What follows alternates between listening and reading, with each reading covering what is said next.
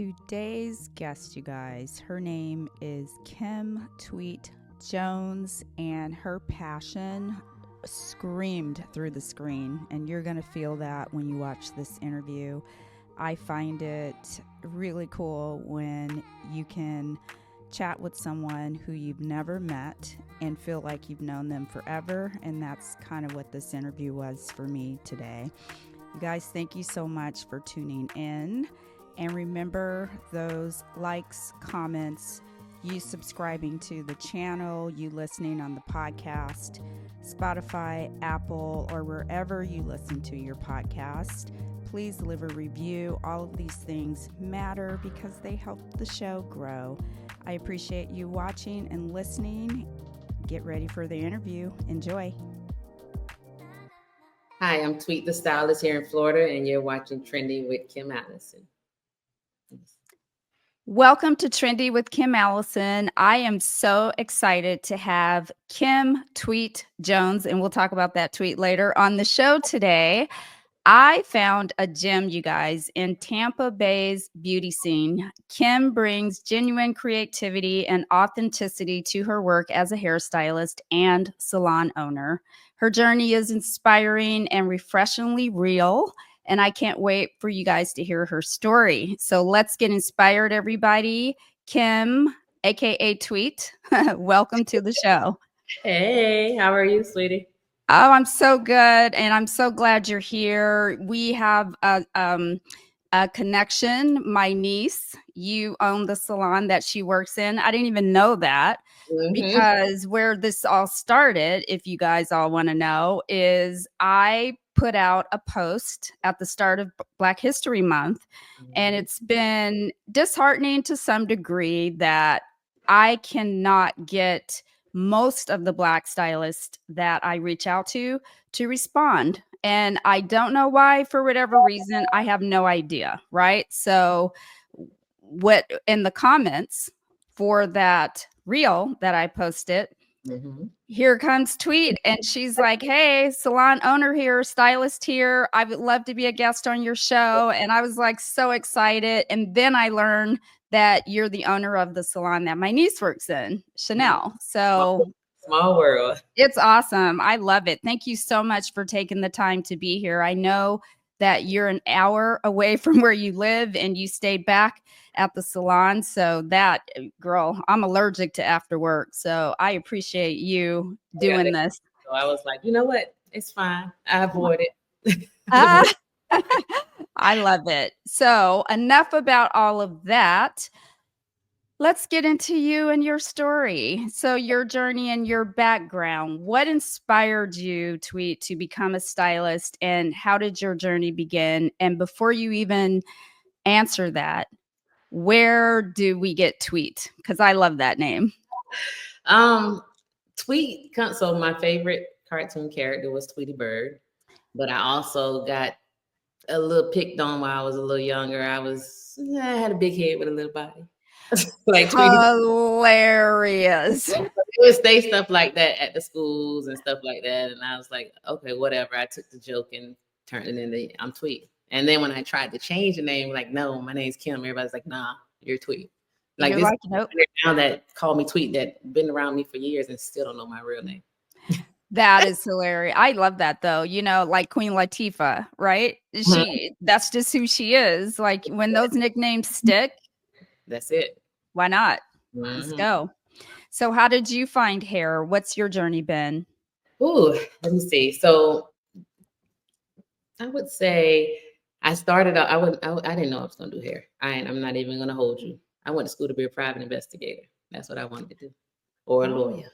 I was going to be in the criminal field. That's where I thought I was going to be, but that wasn't the path that the Lord set for me. So he changed that path. I was a single mom. I started hanging around a young lady which was my mentor at the time. And honestly, she's the reason why I kind of got into the industry. Started hanging around and just watching and seeing. And I'm like, okay, listen. In my mind at that time, it was, oh, she's making money, instant money. She's not, I got kids. I'm a single mom. So, hey, I could pick my kids up from daycare when I get ready, And then she came one day and she had an assistant, and I was just sitting up there waiting on the kids to get out the bus. And she was, long story short, she was like, "Hey, can you shampoo for me?" Now, mind you, I've never shampooed hair before in my life, but my hair. And my hair is like curly, Easy. naturally curly, so it's very easy. So I'm like, Mhm. this is different. She I was like, sure, if you're gonna show me. And she was like, yeah, I'll show you, I'll show you. So I was like, all right. Shampoo the client, was done with it. The client handed me a $20 bill. I said, no, no, no, no. You don't pay me. You gotta pay her. She said, no, sweetie, this is your tip. I said, what's the tip? Mind you, I'm only like probably 18, 19 years old at this time. Yeah. What's the tip? She was like, you shampoo, use the tip. So I immediately went to my love and math. Let's see if I do 5 of these $50. And during that time, rent was only $3.15 a month. Electric bills were $50. So I'm like, wait a Good minute, old days. I can do this and pay the whole bills. How many more Okay. shampoo? So she was like, well, if you're coming back up here tomorrow, you can help me too again. So I did. I came back. And my first biggest thing was I was ready. I was ready. I never really knew how to use a shampoo bowl, but she showed me and I did it all. And the first thing I did was wet this lady's whole face up. I was gonna say, how many people did you spray? Girl, I drowned her. You hear me? I drowned her to the point where I didn't even think when I did it. I instantly, because water, the first thing you do is try to find something to get it up. Girl, I Yeah. grabbed a towel and went to patting the lady in the face, trying to get the water up. She's like, no, She's baby. like, "Ah." She's She like, was "Now I know how my dog feels, huh?" I cried. I cried. I went in the back and cried. And she was like, it's okay. It's okay. You made a mistake. You're just learning. And she still gave me a $20 bill too. So I was like, oh, wait a minute. So long story short, the mentor at that time, which she was a platform artist for Dudley. And so No, Dudley. you know what? Maybe you should go to school for this. I mean, you in between jobs, you don't have a lot of babysitting, that you get, and you're kind of running around. Like maybe you should go to school for it. I talked to somebody that owns a school and see if they can get you in there. And I was like, I guess I'll take a stab at it. I mean, she said, I think you can do it. And I was like, all right. So I did. Went to school, signed up for school. Majority of the time I was working at her salon and was at the school somewhat. But ended up loving and saying, okay, well, at first I thought I had to make it look like what I see people do. And I'm good at, Mhm. mimicking, and I can look at something and create the same thing. But then when I realized that I could put my own twist to it and it was okay. And then the fact that I'm like, oh man, these women get up, they look in this mirror and they just like, oh, I look good, girl. It was just the whole, it gave me like a chill when it's like I had something to do with making you walk out there and be confident. Isn't that the best part of our job? And then even before you're completely done, when they start, they stop talking and they start you know Yeah. what I'm talking about? That look. They Mhm, that start like getting all confident and you just know it's working what you did. mhm. No, that's special too that you almost went in reverse. Well, like a lot of us, I guess, we I always say hair finds us. We don't really find it. And you had that in salon experience before you even went to school. That's a whole unique experience. Yeah, that was everything. And I think even after I got out of school, I stayed her assistant for 7 years. Nice. I didn't. Nice. I And don't. where is she today?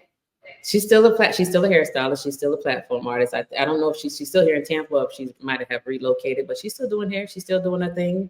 Her face is all over the place now. Like I said, she was her name was big. She was, a lot of people knew her. A lot of people knew her around the world. And for her to mentor me, she took me on their wing, and it was like that's kind of like how the name started coming, because I was underneath her wing. We did a reality show here in Tampa with hair, so it was Oh, like, nice. okay, well, now my name is really getting out there. So it's like she opened a lot of doors for me to go into. I always tell people all the time that she introduced me to it and put me in position, and I created Tweet. 100%.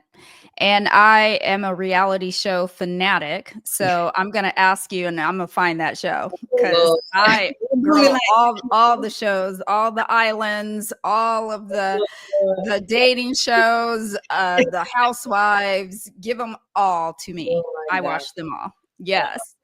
So you didn't always know, did you always know you wanted to be a salon owner, or did that happen unexpectedly? That happened unexpectedly. Okay. To be honest, I never wanted to be a salon owner.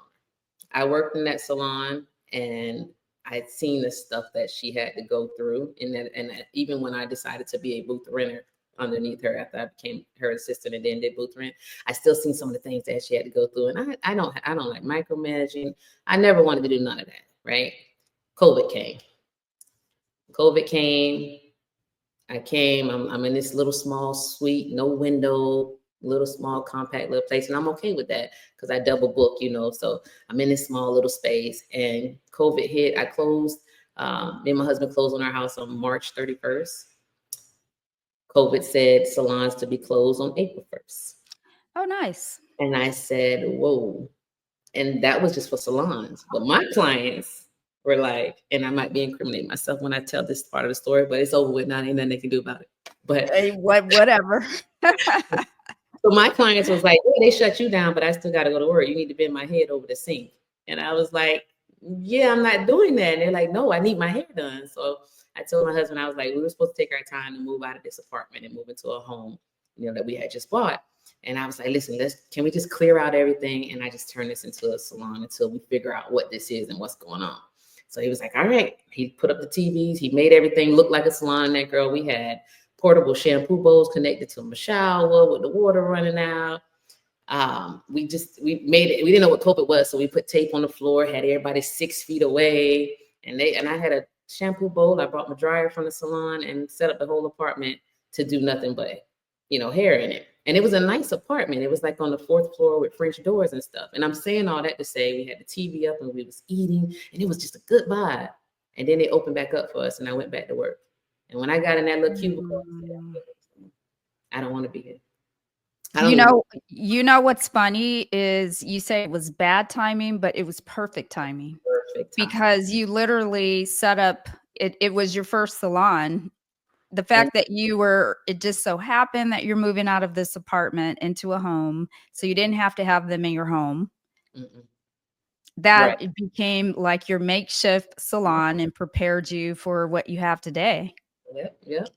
God is good, ain't he? All the time, baby. He shows us the way for sure. And you were talking about, before I forget, you were talking about Dudley. And I remember Dudley because my ex-sister-in-law, her name was Leslie Allison, and she was huge in Dudley. I had Dudley everything and the rep and all that was a big thing. Where are they now, Dudley? So Mr. Dudley passed. Okay. But Dudley is still, they're still operating for what I know. Okay. I didn't work for Dudley per se. The young lady that I did mentor underneath it, which was Micheline Barber. And she had a salon here called M Salon One. So Micheline was one of their platform artists. And she was like, Mr. Dudley was like her second daddy type thing. Mm-hmm. But from what I hear, they still, the business is still around. If I could get a Dudley product right now, baby, but I can't. That's what I'm talking about. I'm like, where do you get Dudley? Where is it? It's around, but where is it? Like, listen, can I get that or that Matador red?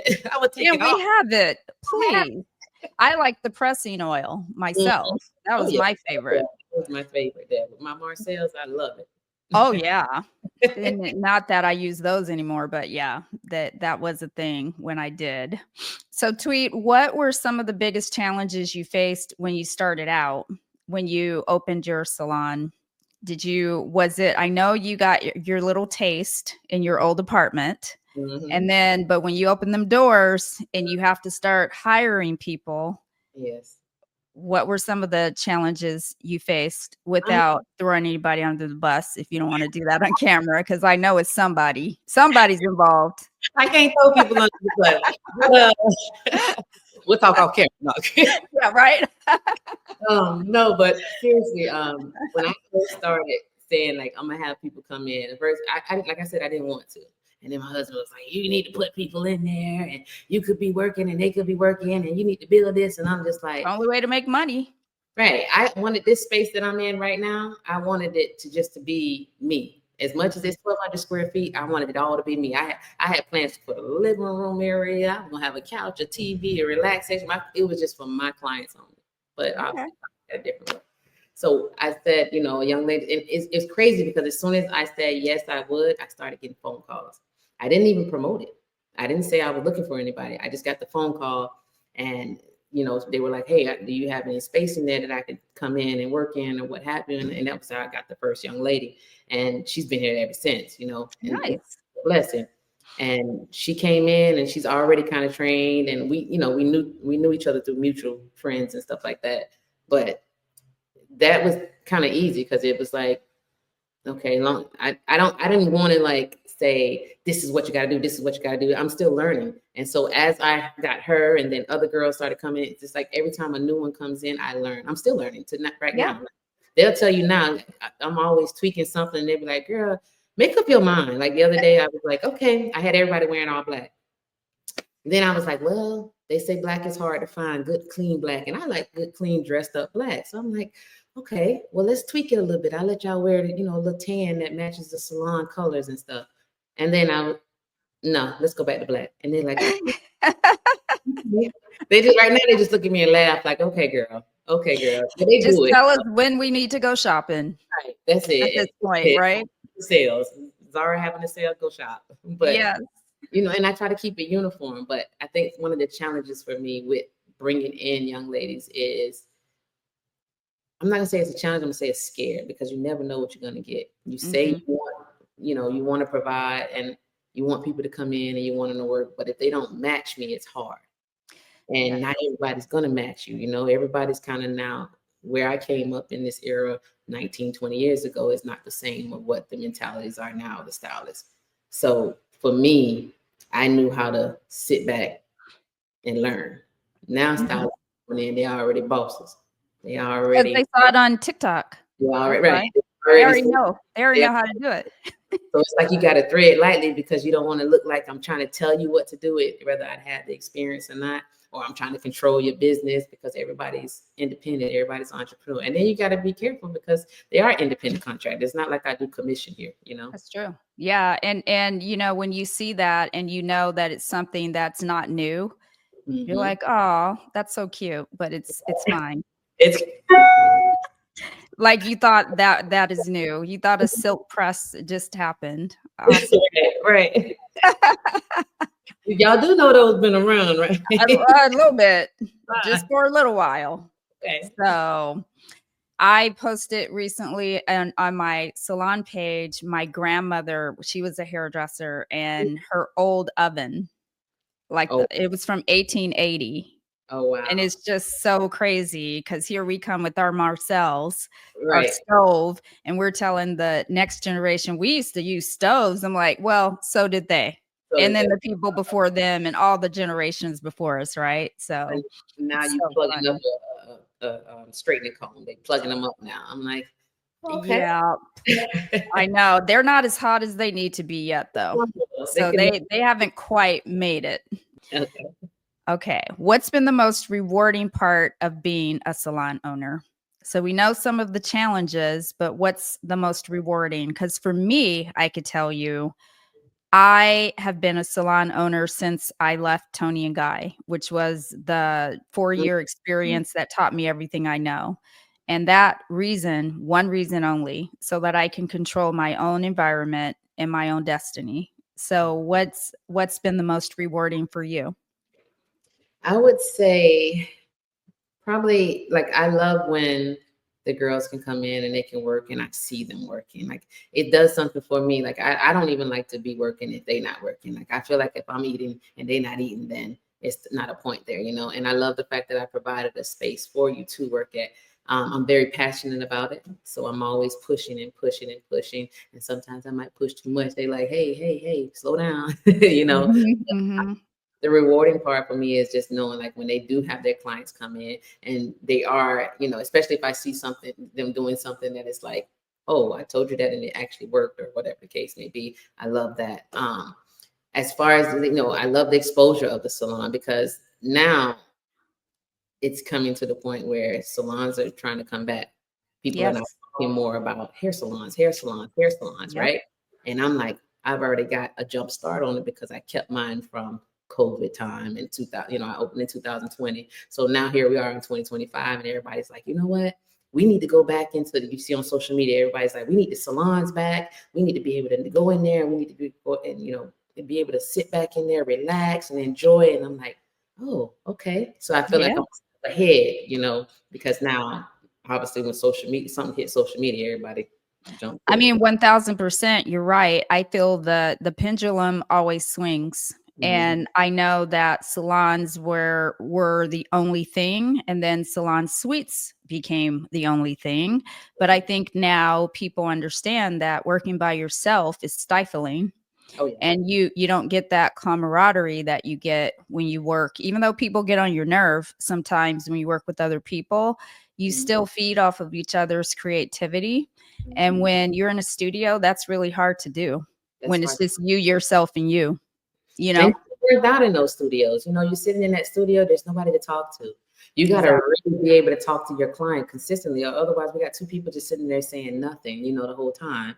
And now you're not really learning your client, or you could be learning too much of your client. Who knows? But it's like you need that. I just feel like you need that comfort around you. You need that, extra people. Like, and then on top of that, it keeps you on with your business because in those studios, I know when I was working there, I was like, if I don't have to be there till 1 and I don't have nothing but a 1 and a 2, I'm gonna do the 1 and the 2, and I'm not coming in before 1, and I'm leaving as soon as I'm done. Oh Because yeah, good point. there's no need for me to sit there. But when you're in a salon, like, for example, your niece, when she comes in, she's done, but she still mixes and mingles and sits around and kind of gets on her phone. She might make a reel. She might do something on it. She does things and she don't just leave. And that's something when you're in a salon and you're around women and other women and everybody's kind of like conversing together and stuff. You don't really leave. I have clients that don't leave right after. They go sit over there and they go on their laptops, or they don't start doing work, or whatever it may be, or they just sit here and talk with us. But that's needed because it's a salon. Yeah, and there's an energy behind it too, Mhm. to your point. So, how do you balance running your business while still being hands-on as a stylist? Because right now you got to wear the both hats. And as you said, you were going to take that 1,200 square feet and just do you. So Mhm. now you're salon owner and your own creativity in your own share, right? Is to some degree having to be shared. So how do you balance just those two roles, right? Because you got to dedicate your time to your client, but Mhm. you also have to dedicate your time to your staff. For the staff, yeah. So I try to keep the name involved in any kind of things, like kind of anything that can, because I always tell any of the girls that work here, if my salon name or my salon is not beneficial, then why are you here? You know, Mm, grow off of me if you can't eat off of me, because it's not about a challenge. It's not about we competing and none of that. If I'm not providing a space for you to grow, or I'm not providing something that you can eat off of, why are you here? It don't make no sense. And and some people might be like, oh, she's just going over there to use it. No, that's what you're supposed to do. That's what I'm here for. mhm. And it's a revolving door. You might stay, you might go. And I came to the conclusion of knowing that I'm here to help you grow. And if you grow and get more clients while you're here, I did my job already. I'm good. I don't care if you get one or two. Right, right. You got them. So some of the things that, I still stay behind the chair. I still promote Tweet the Stylist, but I'm gonna always put Salon Kim Bell and separate the two. So for example, if I do an event, Salon Kim Bell is doing that event. Not Tweet the Stylist. Tweet the Stylist may sponsor it, but Salon Kim Bell is doing that event. And I try to do events to things and be active in things to put the name out there, because if my name grows, then everybody else here is going to grow as well, regardless if they have their own titles, their own, brands, or whatever the case may be. You're still under Salon Kim Bell's umbrella. And if that umbrella ain't opening up for you to get anything out of it, it doesn't make no sense for you to be here, right? 100%. And I like you have the right mindset as a business owner that people can grow and they can outgrow Mm-hmm. your space. Mm-hmm. But for whatever reason, I feel that some salon owners, they hate that Yeah. for someone to leave. And it's like, but how you left at Right. one point. Yeah. I mean, I just, Right. that one will remain a mystery to me, you Yeah. know? Yeah, and I like that you said you've accomplished your goal. If they go out, if they build a clientele, if they succeed, that's what you're here for. Mhm. And right? So we all win that way. Everybody How do wins. how do you handle well, let me ask you first. I think I know the vibe of your salon, but what do you want your clients to feel when they walk into your salon as we wrap up that salon environment topic? So I love the clients. First off, I like relax. I know we got kids, we got jobs, we got the world, we got bills, we got everything that's on our shoulders. I want them when they come in the salon. It's time to just, you're going to hear some, whether it's R&B, whether it's jazz music, whatever it may be, that's going to kind of relax you and lay you back. You know, you're going to come in and say, hey, I want a silk press or something like that. Shampoo, your shampoos, I want you to let your feet up. I want you to lay back. I want that steam to blow on your scalp. I want that heated eye mask on you. I want you just to relax and put everything, for that little bit of moment that you're in here behind you, whether you fall asleep or not, but put it behind you, because at the end of the day, that's what it is. It's like, sometimes you never know. Women don't have like, you know, girl groups or friends and stuff, because they're so tied up with kids and families and husbands and jobs and careers and things in that nature. So when you come to the salon, you're around like-minded women doing like-minded things. And obviously, you know, there might be some networking in here as well, but you're here. This is supposed to be your peace, your serenity. This is supposed to be where you relax and just kind of just come in. So I try to provide that. I got the candles burning. We got lights dim. Whatever I can do to take that stress off for you, and put it on my shoulders, really. It's on my shoulders. I take the I stress. want to come. we wear the stress. We let the clients come in here, all the girls, we kind of sit back, we massage scalps. We do it all in here just to make sure that we are, you know, this is a relaxer. This is an experience. You're not just coming to spend your money. Like, yes, we want your money, but at the same time, I want you to have a good experience with paying your money. And I want you to know that when I left there, my experience matched my total. Because it's not really matching the total so much anymore. So it's nice to hear that there's somewhere still that people can go to have a full experience. And that's what it's about. You know, they sit back and they're like, I'm like, you okay? You need some wine? Oh yeah, you got wine? Here it comes. Oh my gosh. Like, how do you get them out the door? Whatever you want here. Come and relax. I love that. How do you handle price increases? Like your clients who don't understand sometimes that there's a value behind all of this professionalism and all of this amazingness that you create in that salon environment that you so perfectly curated. It comes with the price. You still have bills to pay. You still, you know, have to keep your staff on their toes, educated, whatnot, what have you. The wine costs money, you know, so, you know, price increases according to market, they have to happen. So how do you handle that with your clients? How is that received?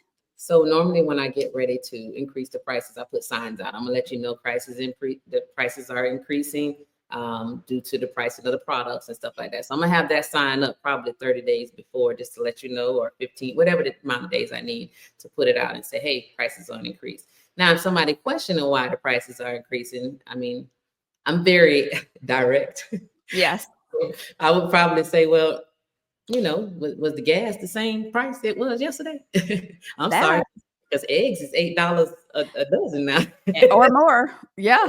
So it's like you gotta, and I don't really have those issues, you know, with my clients. Honestly, a lot of my clients, sometimes I don't even think my clients look at the prices.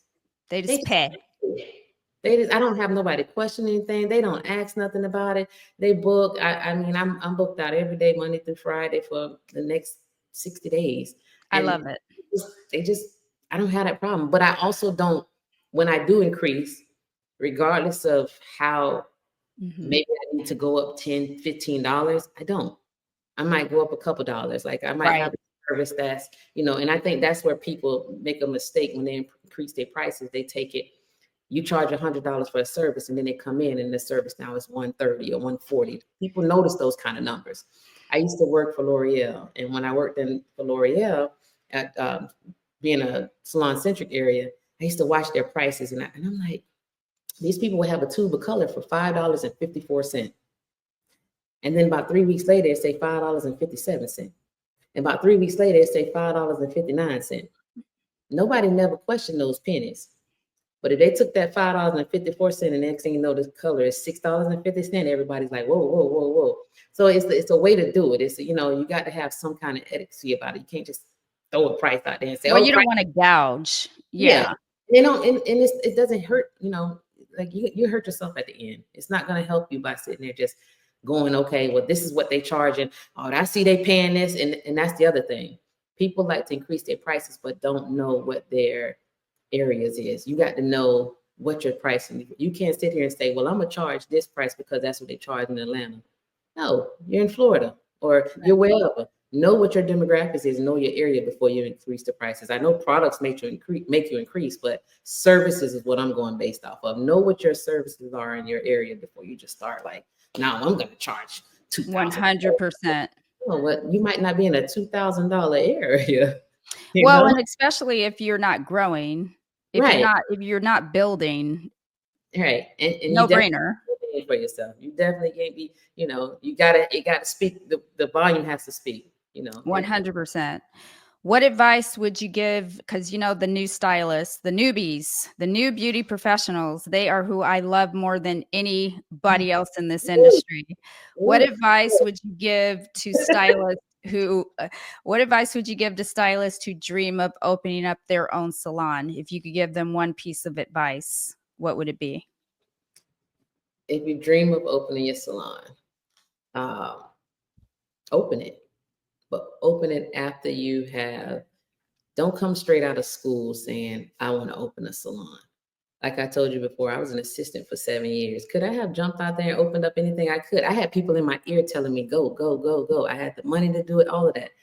But it wasn't that I was just scared to open it. I just knew I wasn't ready. Like, you really got to be ready. I used to pass out cards, and I still pass out cards this day. I'm old school. So I walk up to you and pass out a card, and I used to pass out the card and give it to the young ladies. And I would walk up to them and say, excuse me, can I give you my card? Oh, no, I already got a stylist. I used to be like, oh, okay. And I tucked my tail and went. That's how I knew I wasn't ready. I realized that I was ready is when I went home, I set myself in front of a mirror and I talked to myself. I made a script for myself. And I went out in the world and I said, excuse me, sweetie, can I give you my card? Oh, I already have a stylist. Oh, okay, baby. Well, maybe she'll go on vacation or if she's ever get sick or anything. Here, take my card and I'll, just give me a call if you ever need me. Okay, sweetie? Okay. Or they'll say, excuse me. I said, excuse me, sweetie, can I give you a card? Oh, I'm not from here. Oh, okay, well, take this card anyway and give it to the person that you're visiting because they may need a stylist. Right.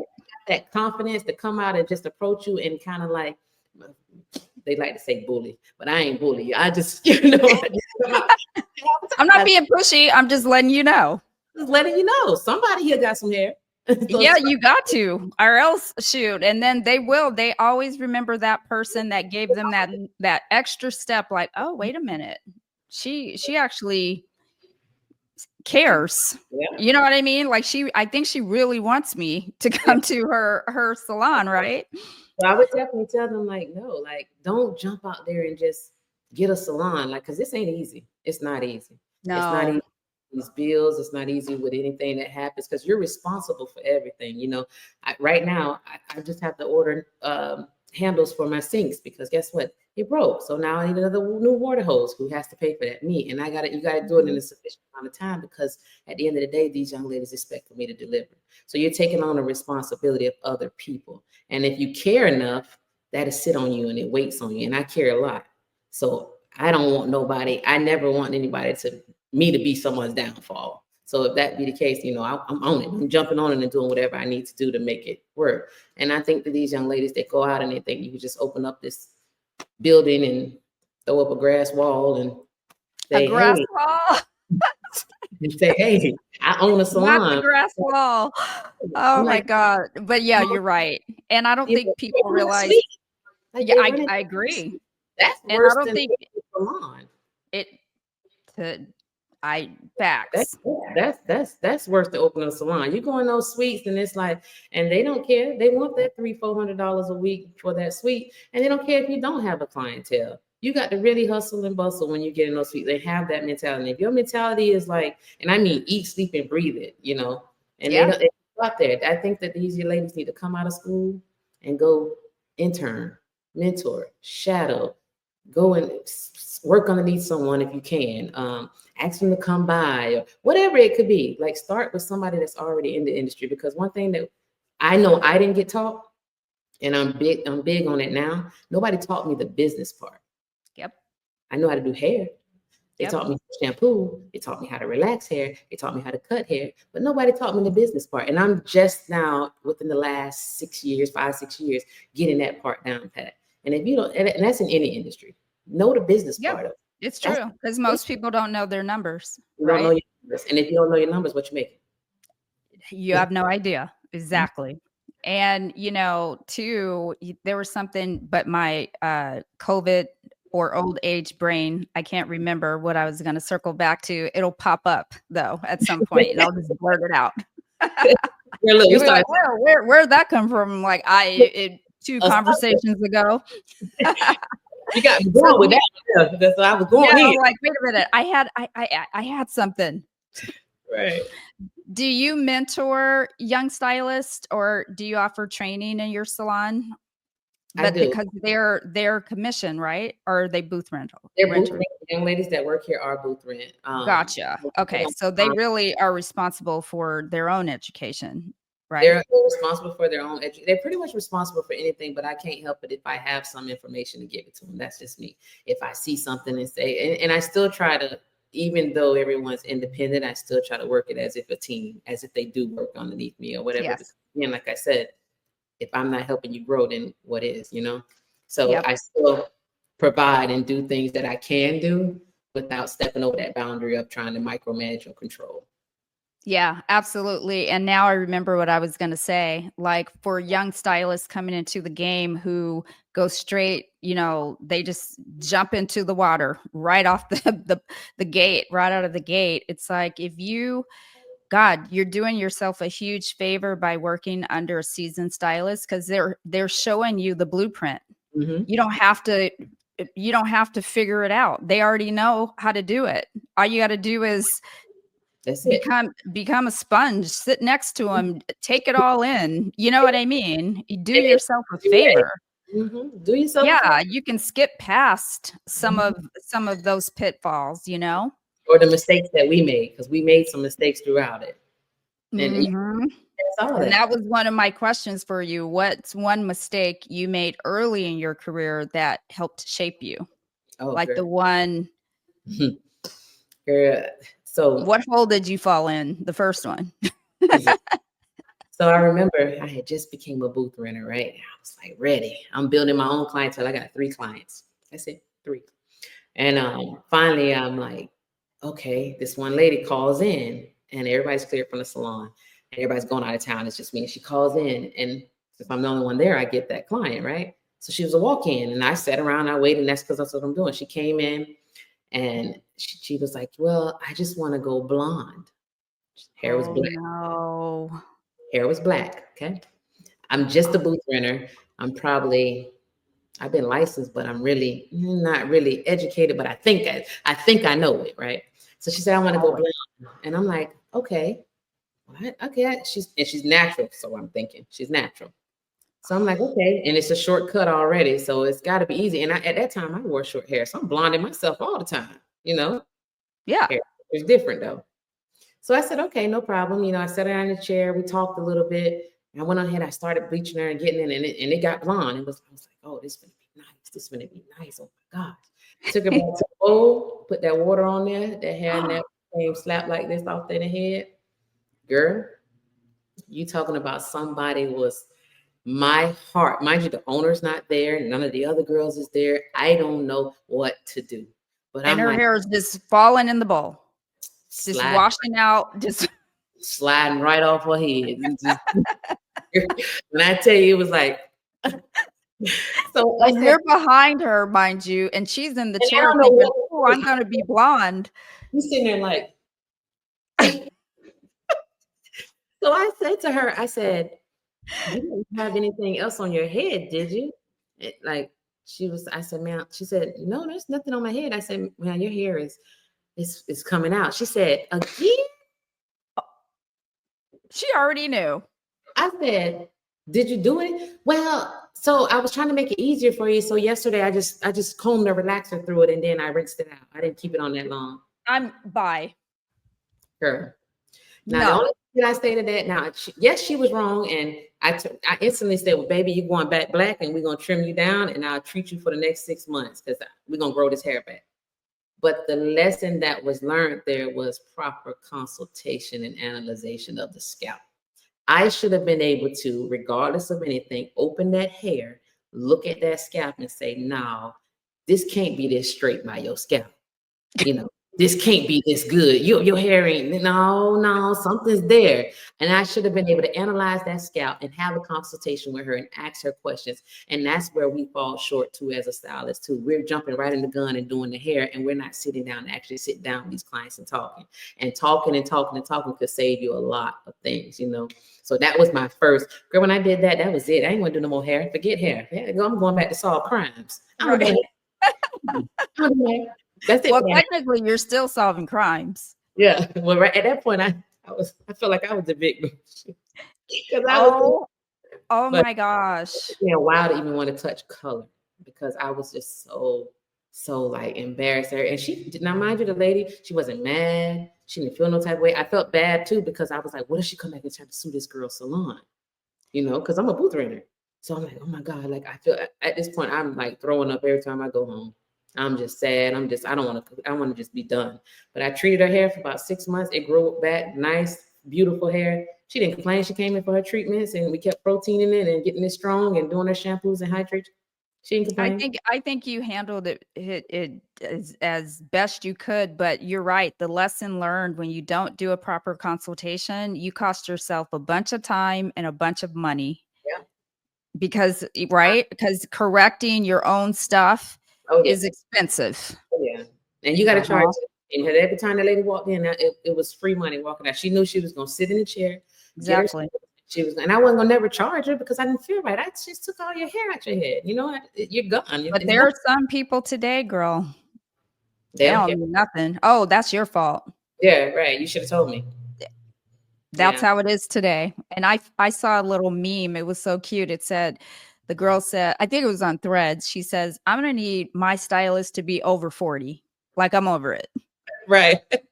Like, I don't want anybody else. It's sad, but it's true. It's like that's what she said. They want a seasoned stylist now, and it's so sad. And it's the sad part about it because there is some young girls that's coming out in this industry that know how to do some hair. But yeah, especially weaves.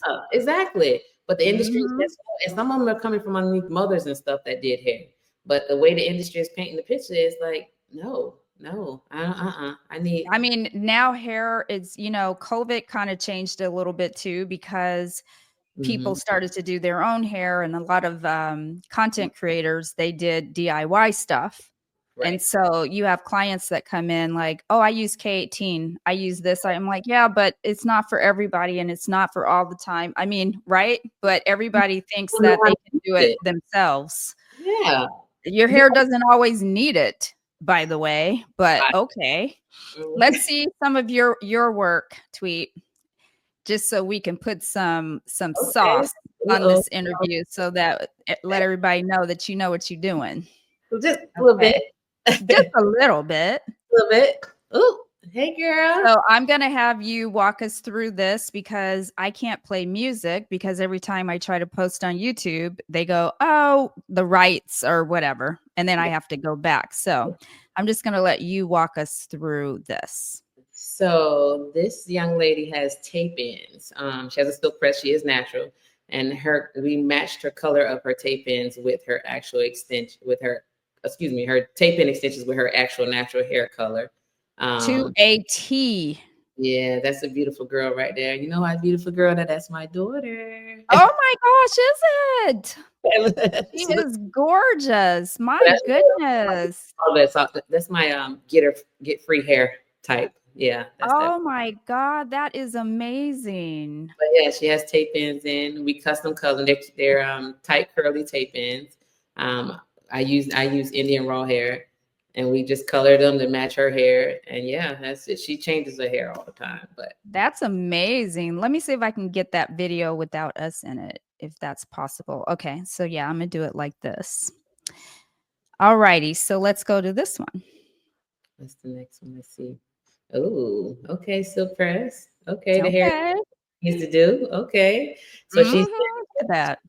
Yeah, she's natural. She comes in as one of my clients. She comes in probably every 4 months. That product had just came out, so we was trying to try it out. It actually worked, what we was trying to do.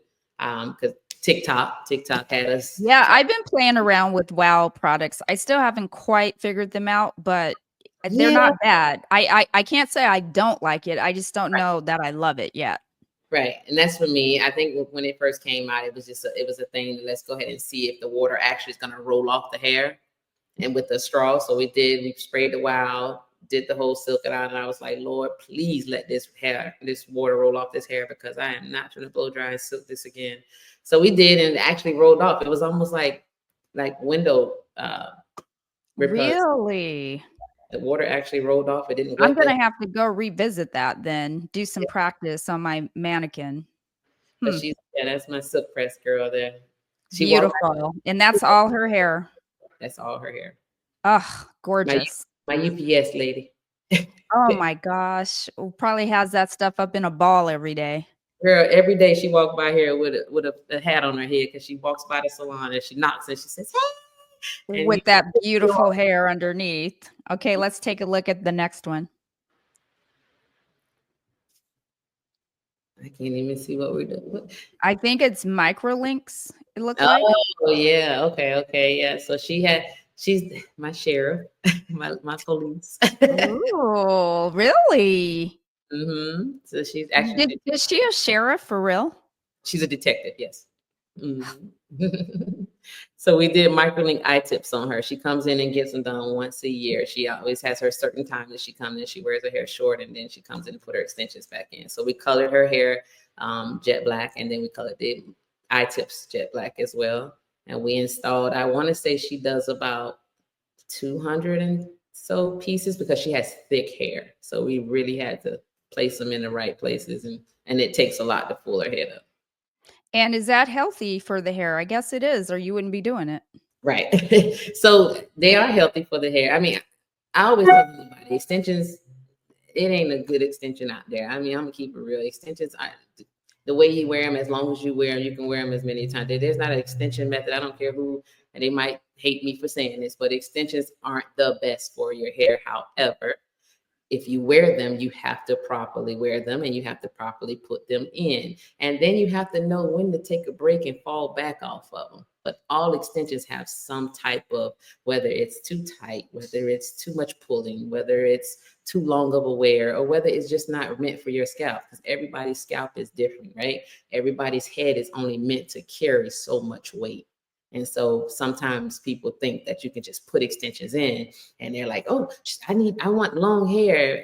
But your hair is a 12-inch and you want 22-inch. Well, that's not what your head is supposed to carry, and that's where people mess up at when they start getting that traction, alopecia, and everything else, which I don't know a lot about it all, but I do know enough to know. I like what you just said, because I've never heard it said that way, that your head is designed to carry so much weight. It's your natural hair. Natural hair. That's what the God gave you. That's what you're blessed with. Your hair, you're only designed with, people be like, my hair is so fine. That's what your head is designed to carry. My hair is fine, but it's a lot of strands. That's what your head is designed to carry. It's not designed to have all of that hair in there.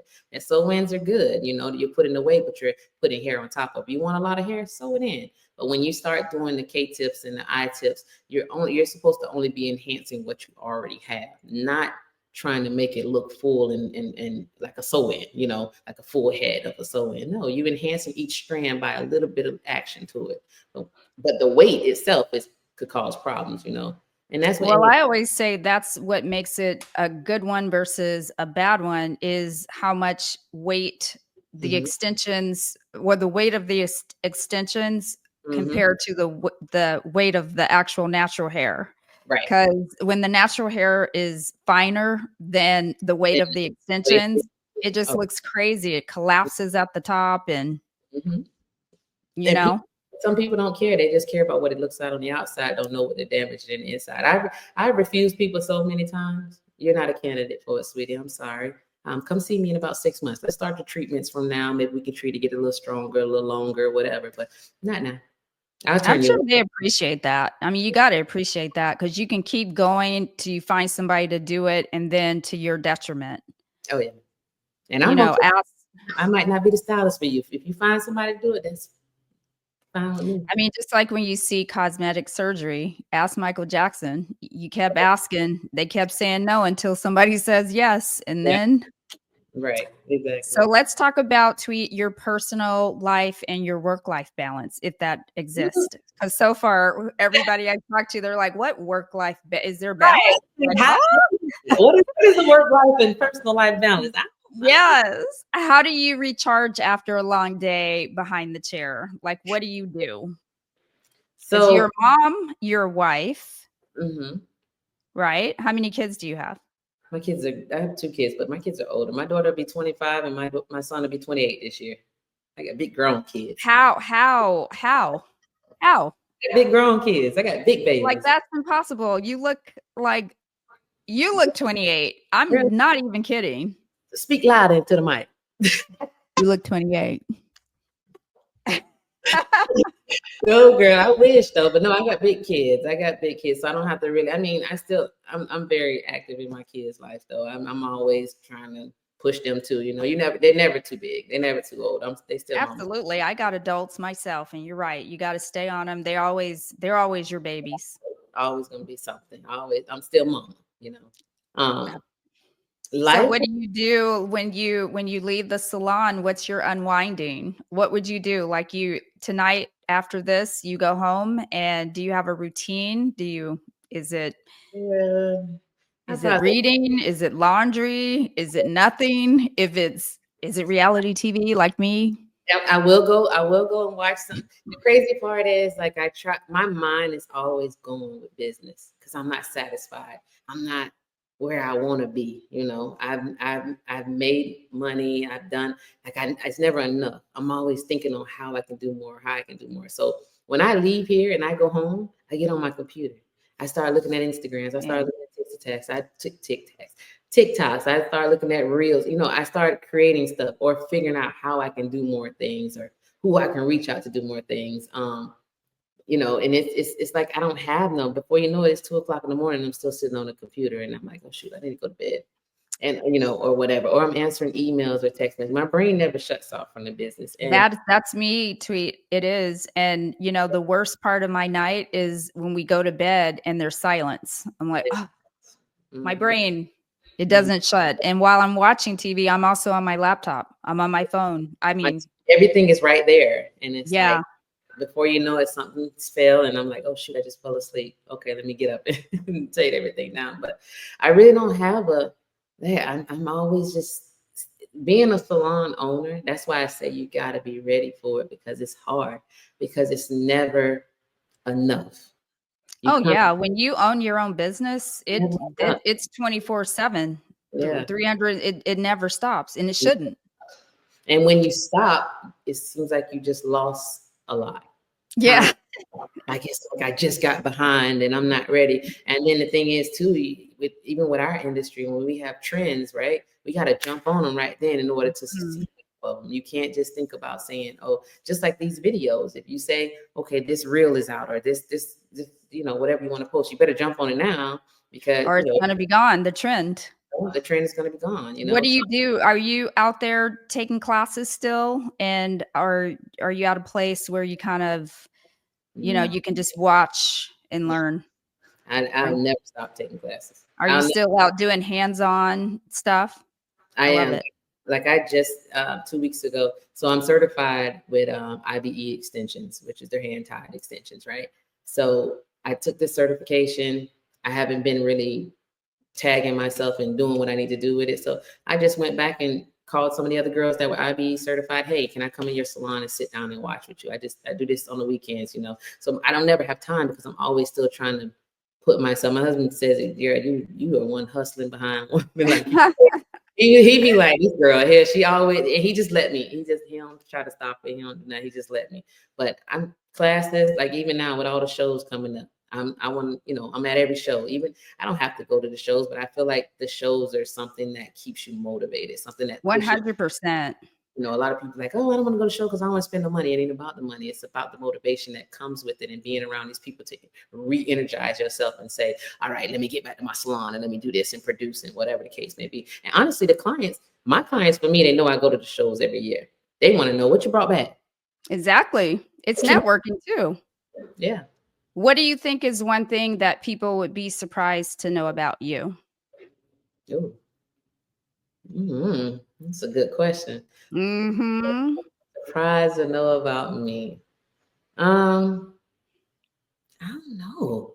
Like I'm so Are out. you transparent? You're pretty much an open book? My gosh, I'm so transparent. Sometimes too transparent. They say they tell- they be like, you're mean, but in a good way. And I'm Mean? yeah, they tell me like, why are you so direct and so mean? I don't know Oh, what so comes. you're just no nonsense. You Yeah, don't strike me as me. You probably no nonsense. You right. probably run a tight ship. You're like, Yeah. listen, And I'm you not gotta gonna, do I'm gonna call a spade a spade. I'm not gonna sit here and I ain't gonna give you what you think you want to hear. I'm gonna give you what I feel like I know that you need to hear. And then, I'll fall back and scale back if it's something that's too much for you. But everybody that knows me knows I'm kind of direct and kind of straightforward. But I'm the nicest person there is. I got a big heart. I do anything for anybody. I give my last, and sometimes that sucks. But it is what it is because I feel like You I'm a know, good. I'm a straight shooter as well, and my clients, they've always said, "You're no nonsense." And I said, "Right, because I give you guys so much. Mhm. All I want in return, just be on time so that Mhm. my day isn't wrecked." That's all. You Yeah. know, but I'm sweet. I'm kind. So so there's nothing else that you really love to do outside of the salon? This is I this is done you. In the salon is outside of the salon. I like to travel. I'm big on traveling and me and my husband we like to ride ATVs. We country in the little city. Oh, I So love that. See, there you go. That's what you do outside of the salon. now when I got time, if we're not on our ATVs, if we're not on the boats going fishing or crabbing, because I'm country. I'm very country. They be sitting there like, what? You catch crabs? I sure do. I'm a blue crab eater. Yes, I catch them, clean them, and cook See, them. now that's one thing people would be interested to know. That would surprise people, I'm sure. What? She don't look like she. No, I'm a country girl in the city. That's all. Oh, I love that. So you grew up where you live now, or did you grow up somewhere else? So my mom was military, so we was everywhere, right? Okay. A lot of family in Florida too. But I've been in Florida now 27 years. My kids are from here. They were born here. My husband's from here. He's born and raised in Florida. But I was military, so I grew up in Hawaii, and it was kind of a culture shock when I came back this way because I didn't grow up with a lot of people that look like me. You know. Yep. So when I came here, it was like, oh, okay, hey, Here are my people. right. And then So on top of you that, like biracial, so it's like, hey, Oh, that are you biracial? I am. Okay, what's your ethnicity? So my dad's Puerto Rican and my mom is black. Oh, I can see it. I see it. Yeah, but Beautiful. nobody won't know unless I tell them. That's Well, I mean, I could tell that you're not 100%, I mean, I think we're all kind of mixed up oh with yeah. something, a little bit of sprinkle of this or that, but Mhm. yeah, It's that's awesome. I can see it. yeah. I see it in your hair texture, your features. I know everybody else some of these cheeks and his nose. It's a beautiful culture, both They would of those walk up to cultures. me and be like, "Are you Cuban?" And I'd be like, "No." And he's like, "No, you speak Spanish?" I'd be like, "No." You sure? I can promise you, I'm sure. I don't speak Spanish. I've been there. Mine is always Asian, Yeah, I can. which is crazy. I'm like, "No, both parents are black." But I can see that though. Yeah. Oh, I can see Vietnamese. Mm. I've gotten you be and my husband's Chinese. So Mm. now, they really think it, Right, right? right, So right. funny. If you weren't a stylist in closing Mhm, or a salon owner, mhm. what career do you think you'd be in? I think I know the answer because you said it at the beginning.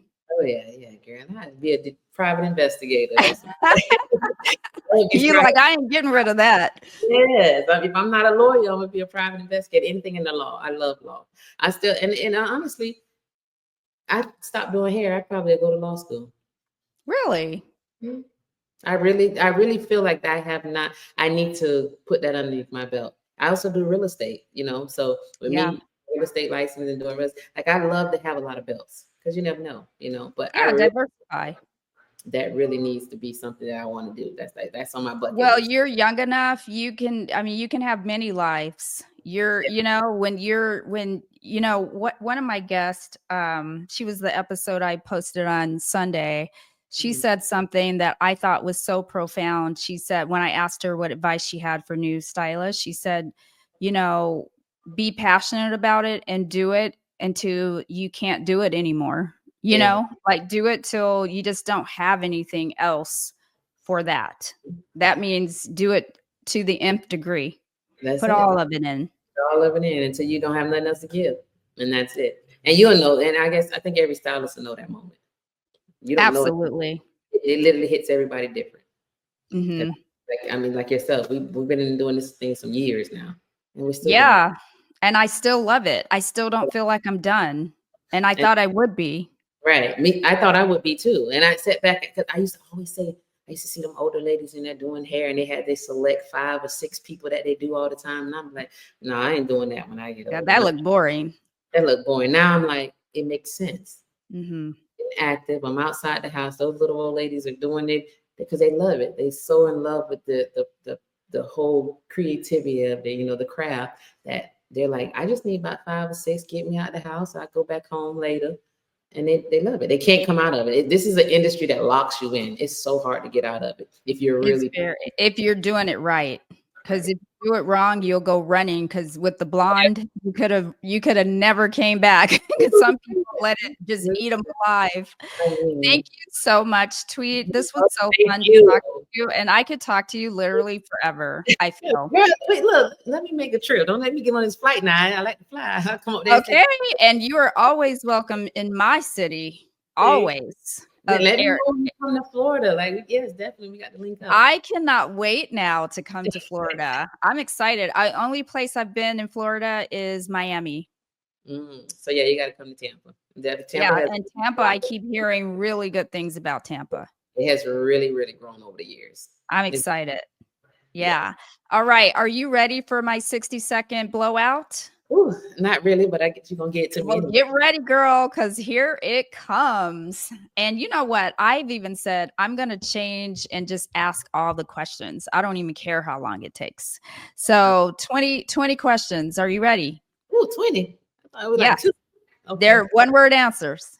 Okay. Okay. Well, or not. All right. Here we go. What's your guilty pleasure TV show?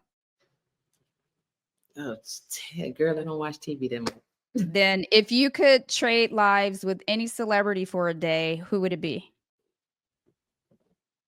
Ooh, Michelle Obama. What's your go-to karaoke song? Tennessee whiskey. Sweet or savory snacks? Sweet. Most unexpected thing in your purse right now? Girl. One Really, hair so one hair one hair product you can't live without. oh, Moroccan oil, treatment oil. If your life had a theme song, what would it be? Oh, keep going. What's your dream vacation spot? Italy. Heels, sneakers, or slides? What's your everyday vibe? Slides. If you could have dinner with any historical figure, who would it be? That's a hard one. Old. Martin Luther King, who would it be? Oh no, Rosa Parks. I could sit with her all Rosa day. Parks. What's a weird food combination you secretly love?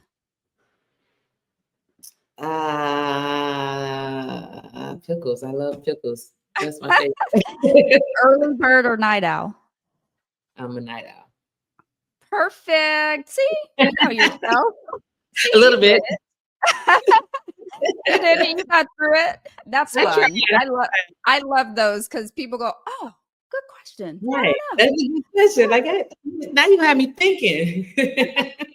No, it was such a joy, a pleasure to talk to you, Tweet. I so appreciate you once again for coming on the show Thank you. and to inspire the next generation. They need us, whether they think so or not. Right. And at the end of the day, we ain't going nowhere. We in Yes, this. We exactly. the way. Right, exactly. Tweet, where can people find you? So on Instagram, I'm Tweet the Stylist. On Facebook, I'm Tweet the Stylist. And on Jesus Christ, TikTok, I'm Tweet the Stylist. I try to keep it real simple. Or you can visit us at salonkinbell.com. All right, perfect. I will see you in Florida. Yes, ma'am. Come on over. I'm waiting for you. Okay. All right, Tweet. Have a good night. Bye.